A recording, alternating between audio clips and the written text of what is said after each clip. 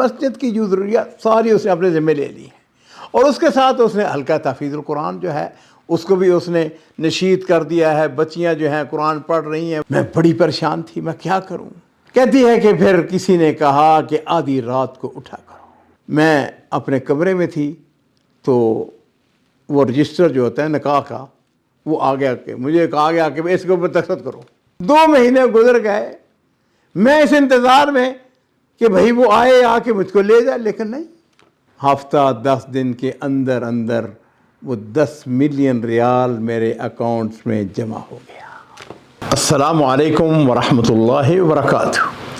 بسم اللہ والصلاۃ والسلام علی رسول اللہ۔ معزز ناظرین اکرام، آج کا جو قصہ ہے یہ مکہ مکرمہ کے علاقے کا، مکہ مکرمہ کے ارد گرد ایک بڑی مسجد، اس کے امام نے یہ واقعہ بیان کیا ہے۔ وہ کہتے ہیں یار ہمارے مسجد کے قریب ایک خاتون آئی ہے، بڑی مبارک خاتون ہے، اسے ولا خریدا ہے، اور اس کے بعد اس نے یہاں پہ آ کے ہمارے لیے بہت آسانیاں پیدا کر دی ہیں۔ پہلے یہ ہوتا تھا کہ مسجد کی ضروریات کے لیے ہمیں بعض اوقات کوئی فنڈز کی ضرورت ہوتی تھی، کوئی مسئلہ ہوتا تھا تو بہرحال بڑی مشکل پیش آتی تھی، لیکن جب سے یہ خاتون آئی ہے اس نے مسجد کی جتنی ضروریات، جتنے اس کے کام چھوٹے، کوئی صفیں ہو گئی، کوئی اسپیکر خانی، مسجد کی جو ضروریات ساری اس نے اپنے ذمہ لے لی ہیں، اور اس کے ساتھ اس نے حلقہ تحفیظ القرآن جو ہے اس کو بھی اس نے نشید کر دیا ہے۔ بچیاں جو ہیں قرآن پڑھ رہی ہیں وغیرہ، سارے اخراجات وہ کر رہی ہے۔ لیکن اس خاتون کا واقعہ بڑا ہی عجیب و غریب ہے، اور یہ واقعہ اس خاتون نے یہ امام مسجد جو ہیں ان کی بیوی کو سنایا، اور وہ اس واقعے کو بیان کر رہے ہیں۔ جی واقعہ سننے والا ہے۔ وہ کہتی ہے کہ میں اپنے والدین کی اکلوتی بیٹی تھی، میرے 3 بھائی تھے۔ ظاہر بات ہے کہ گھر میں جو اکلوتی بہن ہوتی ہے یا بیٹی ہوتی ہے اس کی بڑی شان ہوتی ہے، بڑی عزت ہوتی ہے، اور بڑی، اس کو عربی زبان میں مدللہ کہتے ہیں، بڑی لاڈلی ہوتی ہے۔ خیر وہ کہتی ہے جی کہ گھر میں الحمدللہ، کہتی میں نے اپنا تعلیم مکمل کی اور سبحان اللہ میری شادی ہو گئی، لیکن اللہ تعالیٰ کو جیسے منظور ہو کچھ عرصہ میری شادی رہی، 1 2 سال، لیکن میرے خامد نے مجھ کو طلاق دے دی۔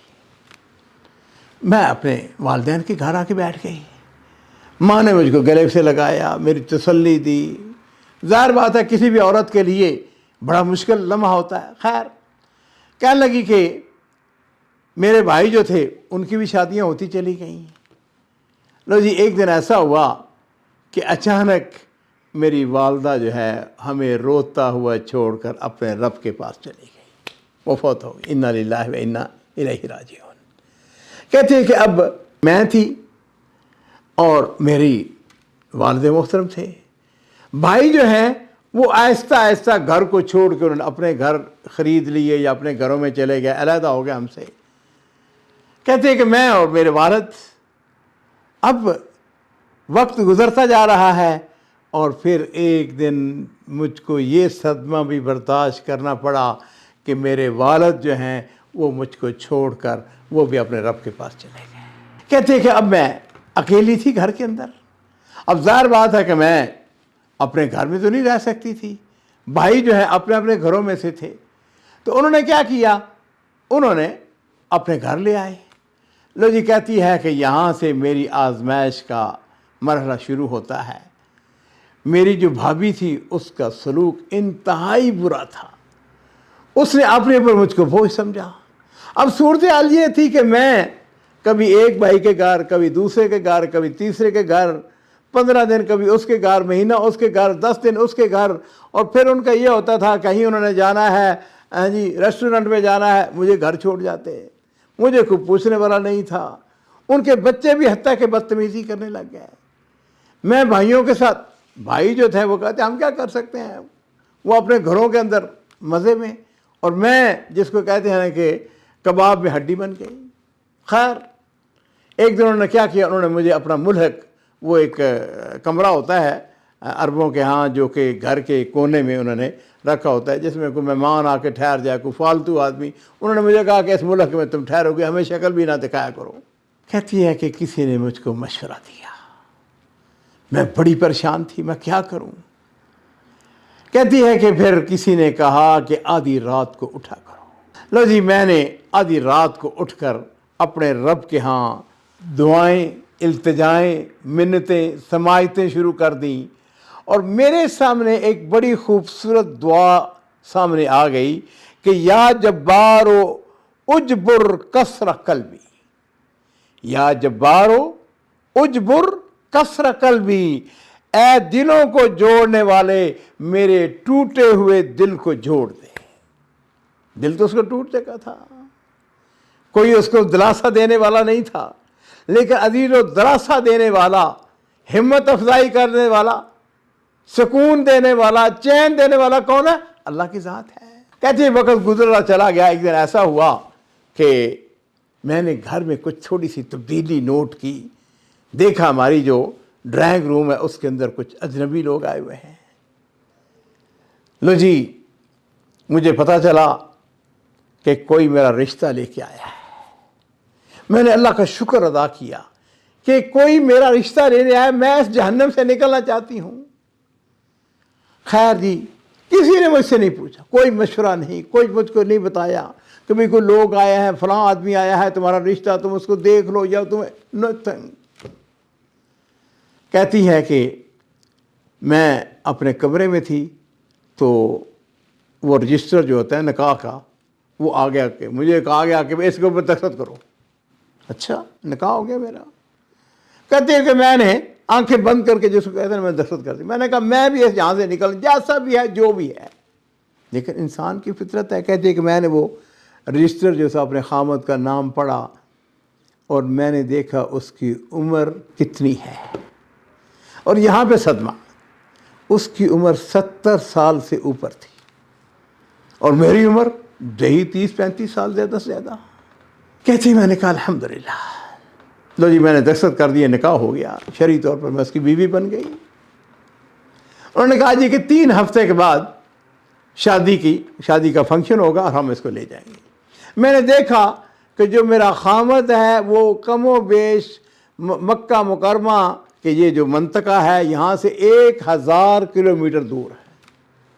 اور عزیزو، یہ اس وقت کی بات ہے جب موبائل ابھی نہیں آئے تھے. خیر جی، کہتی ہے کہ میں نے شادی کی تیاریاں شروع کر دی، تھوڑی بہت جو کوئی تھا. 2-3 ہفتے گزرنے میں پتہ ہی نہیں چلا. لو جی، وہ انتظار ہو رہا ہے. 2 ہفتے گزر گئے، 3 ہفتے گزر گئے، کسی نے کوئی رابطہ نہیں کیا. مہینہ گزر گیا، 1.5 مہینہ گزر گیا، 2 مہینے گزر گئے. میں اس انتظار میں کہ بھئی وہ آئے، آ کے مجھ کو لے جائے، لیکن نہیں. اور پھر ایک دن ایسا ہوا کہ کسی نے دروازہ ناک کیا.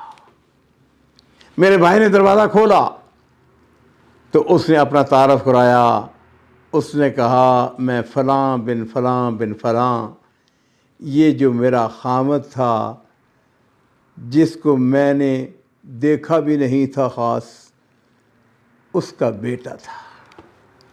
اس نے کہا کہاں ہے میری پھوپھی، کہاں ہے میری خالہ اس کی، میری طرف، میں اس کی محرم تھا وہ میرا، میں اس کو ملنا چاہتا ہوں. خیر جی، میرے بھائی نے مجھ کو بلا لیا، بیٹھک میں بیٹھ گئے. اس نے آ کے میرا ماتھا چوما. اس نے کہا کہ میرے والد جو ہیں وہ فوت ہو گئے ہیں، انا للہ و انا الیہ راجعون. تعزیتی کلمات. اس کے بعد اس نے کہا جی بات یہ ہے خالہ پھوپھی، اس نے کہا شریعت کا مسئلہ اپنی جگہ موجود ہے، اور وہ یہ ہے کہ ہمارا والد بہت بڑی جائیداد چھوڑ کے گیا. آپ چونکہ قانونی طور پر اس کی بیوی ہیں، لہٰذا وراثت میں جو آپ کا حصہ بنتا ہے وہ 10 ملین ریال بنتا ہے. اور میں آپ کے پاس اس لیے آیا ہوں کہ آپ اپنے کسی بھائی کو وکالت نامہ دیں، اس کو اتھارٹی دیں، اور وہ پیسہ ہم اس کے اکاؤنٹ میں جمع کروا دیں. کہتی ہے کہ میں نے تھوڑا سا غور کیا اور میں نے اس سے کہا دیکھو بات سنو، میں اپنے کسی بھائی کو اتھارٹی دینے کے لیے تیار نہیں ہوں، میں تمہیں اتھارٹی دیتی ہوں. اور وہ یہ ہے کہ کل ہم عدالت میں جائیں گے اور وہاں جا کر میں تمہیں اتھورائز کر دوں گی. کہتی ہے کہ میں اگلے دن میں نے اس کو ساتھ لیا، ہم عدالت میں گئے اور وہاں پر میں نے جا کے اس کو وکالت نامہ دے دیا، اور پھر میرا کوئی اکاؤنٹ نمبر بھی نہیں تھا میرے پاس، میں نے بینک میں جا کے اکاؤنٹ کھلوایا اور ہفتہ 10 دن کے اندر اندر وہ 10 ملین ریال میرے اکاؤنٹس میں جمع ہو گیا۔ اور عزیزو پھر اگلی بات سننے والی ہے، وہ یہ ہے کہ وہی بھائی جو مجھ کو بوجھ سمجھتے تھے، میرے ساتھ بات کرنے کے لیے روا نہیں تھے، وہ اب آگے پیچھے، لیکن میں نے بھی کہا کہ الحمدللہ میں نے یہ ولا خریدا اور اس ولے کے اندر میں آ کے رہ رہی ہوں اور مدرسہ تحفیظ القرآن اور مسجدوں کی خدمت کرتی ہوں۔ عزیزو، واقعہ ختم ہو گیا ہے۔ میں اپنی تمام ان بہنوں سے، اپنی بیٹیوں سے، اپنے بھائیوں سے، اپنے عزیزوں سے جو میرا یہ پروگرام سنتے ہیں، شوق سے سنتے ہیں، اپنے کمنٹس دیتے ہیں، دیکھیے مجھ سمیت کوئی شخص ایسا نہیں ہے دنیا کے اندر جس کو کوئی نہ کوئی پرابلم نہ ہو۔ 2 چیزوں کی طرف توجہ دوں گا، آپ کی دلاؤں گا، اور وہ یہ ہے کبھی کبھار ضرور رات کو اٹھا کریں، ضرور اٹھا کریں۔ وقال ربکم ادعونی استجب لکم۔ دلوں کو جوڑنے والی ایک ہی ذات ہے اور وہ میرے رب کی ذات ہے۔ اور دوسرا وَإِيَّاكُمْ سورۃ البقرہ، سورۃ بقرہ کی تلاوت کریں، اس بات کو التزام کر لیں، انشاءاللہ میں آپ کو پورے وثوق کے ساتھ کہتا ہوں کہ آپ کے مسائل حل ہوں گے۔ بہت بہت شکریہ۔